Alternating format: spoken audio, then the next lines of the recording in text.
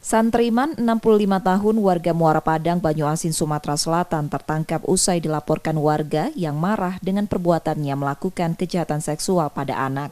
Bahkan korban merupakan anak dari kejahatan serupa tersangka yang korbannya anak kandungnya 15 tahun silam. Kasat Reskrim Polres Banyuasin menerangkan kejahatan itu dilakukan tersangka berkali-kali pada korban sejak Juli lalu.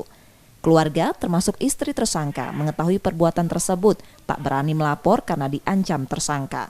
Korban pun saat ini hamil 2 bulan dan akan diberi pendampingan.